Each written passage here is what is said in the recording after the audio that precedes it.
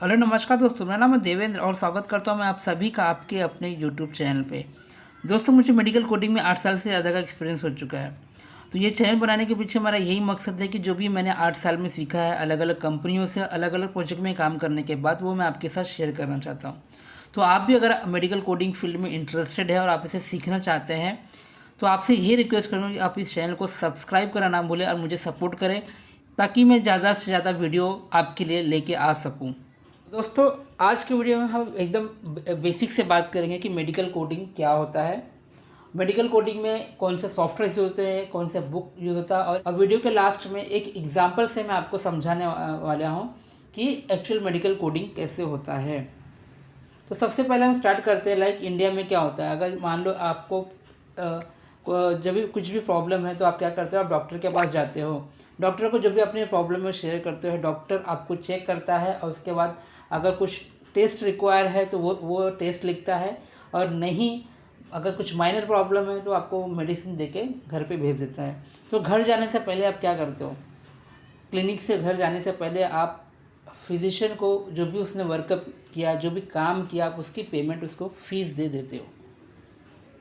तो जनरली क्या होता है इंडिया में कि अगर पेशेंट एडमिट है तभी ये सारी चीज़ें मेडिक्लेम में लोग कवर करते हैं। अदरवाइज़ जो आउट पेशेंट विजिट होते हैं, जो हम या डॉक्टर के क्लिनिक में जाके जो भी हम चीज़ें ट्रीटमेंट्स लेते हैं वो हम इंश्योरेंस में कवर नहीं करते हैं। बट यूएस में ऐसा नहीं है दोस्तों। यूएस में क्या है, सारी जो भी आउट पेशेंट विजिट है, मतलब जो आपने क्लिनिक में जाके या किसी हॉस्पिटल में जाके आपने कोई प्राइवेट कंसल्टेशन लिया, या फिर अगर आप हॉस्पिटल में एडमिट होते हैं, ये सारी चीज़ें जो होती है वो इंश्योरेंस के थ्रू ही पेमेंट होती है। आप कैश में कोई भी ट्रांजैक्शंस नहीं कर सकते हो। तो अगर जब कोई भी पेशेंट डॉक्टर के पास विजिट करता है तो कौन से सारे स्टेप्स इन्वॉल्व है फ्रॉम विजिट टू पेमेंट, वो सारी चीज़ें हम देखने वाले हैं। और इसी में ही मैं आपको बताने वाला हूँ कि मेडिकल कोडर का क्या रोल है, या फिर वो भी आप कह सकते हैं कि मेडिकल कोडिंग क्या होती है। इस स्टेप्स में आपको समझ में आ जाएगा। तो सबसे पहला हम स्टेप देखते हैं। When patient visit the doctor, the physician will document the diagnosis and treatment. Okay, तो जब भी इसका मतलब क्या है कि जब कोई भी पेशेंट डॉक्टर के पास जाता है तो डॉक्टर क्या करेगा, डॉक्टर विल डॉक्यूमेंट करेगा कि पेशेंट के किस प्रॉब्लम के लिए आया था और क्या ट्रीटमेंट दिया गया। ओके, तो मतलब पेशेंट का मेडिकल रिकॉर्ड जो है वह फिजिशियन जो है बनाएगा। उसके बाद सेकेंड स्टेप्स क्या है, द मेडिकल कोडर। यहाँ पे आपका रोल यहाँ से शुरू होता है। The medical coder review each note and translate the document into the medical codes. तो अब एक तो जैसे फिजिशियन ने डॉक्यूमेंट रेडी कर दिया है तो मेडिकल कोडर को क्या करना है, सारे डॉक्यूमेंट्स पढ़ना है, और उसके बाद जो भी डॉक्टर ने वहाँ पे रिपोर्ट्स रेडी किया उसको आपको एक मेडिकल कोड्स में कन्वर्ट करना है। ठीक है, वो कोड्स कैसे होते हैं वो मैं आपको बाद में आगे वीडियो में डिस्कस करेंगे। तो आपका काम क्या है, आपका काम ये है जो भी डॉक्टर्स ने डॉक्यूमेंट रेडी किया है उस डॉक्यूमेंट को आपको मेडिकल कोड्स में कन्वर्ट करना है। ठीक है, सो उसके बाद हम थर्ड स्टेप देखते हैं। The medical biller will make sure all the necessary information is on the claim including the medical codes determined by the coder. So जब मेडिकल कोडर ने सारे कोड्स दे दिए तो वहाँ पर मेडिकल कोडर का रोल खत्म हो जाता है। इसके बाद हम दोस्तों थर्ड स्टेप देखते हैं। The medical biller will make sure the all the necessary information is on the claim including the medical codes determined by the coder. So आप जब मेडिकल कोडर सारे इन्फॉर्मेशन फिट कर देता है सॉफ्टवेयर में, उसके बाद ये जो डिटेल्स होते हैं वो मेडिकल बिलर के पास जाता है। तो फाइनल बिलिंग होने से पहले, इंश्योरेंस कंपनी के पास जाने से पहले, बिलर जो होता है वो सारी चीज़ें चेक करता है, जिसको बोलते हैं मेडिकल बिलिंग। ये अलग एक फील्ड है, like medical coding, medical billing is also separate field. So तो उसके बाद जो है बिलर जो होता है वो जो आपका क्लेम है फिजिक पेशेंट का वो इंश्योरेंस कंपनी के पास भेज देगा। और जो फिफ्थ स्टेप आता है, the wheeler receive payment. Okay, उसके बाद जो है इंश्योरेंस कंपनी जो होता है वो जो भी फिजिशियंस है, डॉक्टर्स है, जो भी है जिसके लिए भी एक क्लेम प्रिपेयर किया गया था वो उसको पेमेंट कर देते हैं। तो ये होता है जो दोस्तों रोल ऑफ मेडिकल कोडर और मेडिकल कोडिंग का पूरा प्रोसेस। अब यहाँ पे हम देखेंगे कि कौन से बुक्स जो है यूज़ होते हैं। तो सबसे पहले आप देख सकते हैं यहाँ पे सीपीटी बुक है। सबसे पहला जो बुक है yellow colour CPT book. Okay, second जो ऑरेंज कलर की बुक है वो ICD-10 CM बुक है। और तीसरा जो बुक है वो HCPCS बुक है, ठीक है। तो मैं इन शॉर्ट आपको बता देता हूँ। जैसे CPT का मतलब क्या होता है, जैसे अगर फिजिशियन ने कोई प्रोसीजर परफॉर्म किया या फिर कोई अल्ट्रासाउंड MRI किया, तो उसके कोड्स जो होते हैं वो ये इस बुक में होगा। या कोई सर्जरी परफॉर्म किया, लाइक गॉल ब्लैडर रिमूव किया या अपेंडिक्स रिमूव किया, तो वो जो भी सर्जरी परफॉर्म होते हैं उनके सारे जो कोड्स होते हैं वो इस बुक में होते हैं।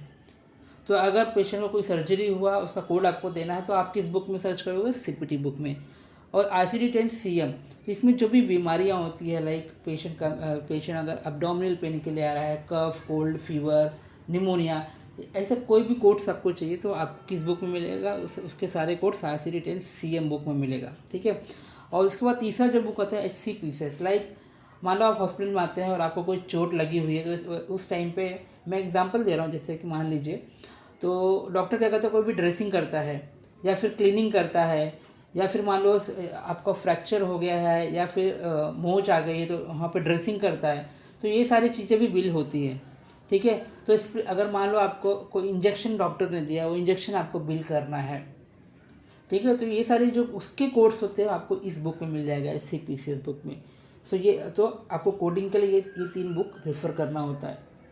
दोस्तों यहाँ पे हमें एग्जांपल समझते हैं। मान लीजिए कि कोई पेशेंट है जिसे स्टमक पेन है, या जिसे हम बोलते हैं एब्डोमिनल पेन। वो डॉक्टर के पास आता है कि डॉक्टर मुझे एब्डोमिनल पेन है, डॉक्टर से चेक करता है और उसके बाद उसने पेशेंट को अल्ट्रासाउंड करने बोला, स्टमक एब्डोमेन अल्ट्रासाउंड। तो अब इस चीज़ को हम कैसे कोड करेंगे? तो ये एक फ्री साइट है जो आपको मैं दिखा रहा हूँ, ICD-10data.com।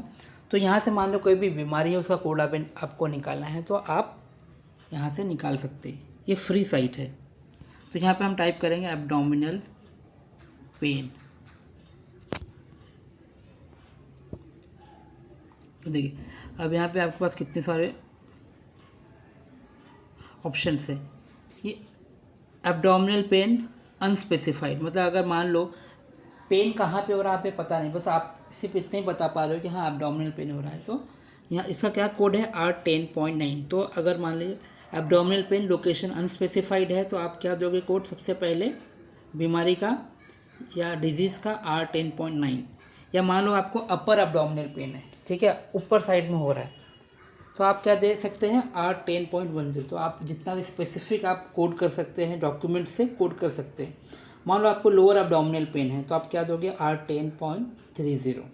सिमिलरली आपको अगर जनरलाइज, मतलब पूरे चारों तरफ पेट में दर्द हो रहा है, जनरलाइज पेन जिसे बोलते हैं, तो आप R10.84 दोगे।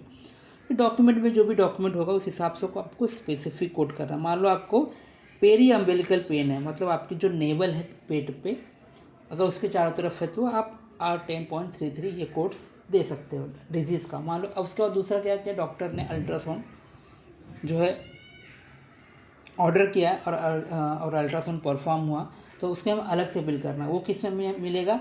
CPT बुक में। तो CPT बुक का कोई सॉफ्टवेयर फ्री सॉफ्टवेयर्स नहीं होते हैं। मैं आपको जस्ट एक एग्जांपल बताता हूँ। CT एब्डोमेन के यहाँ पे कोड्स है, तो 74150 computed tomography abdomen without contrast material.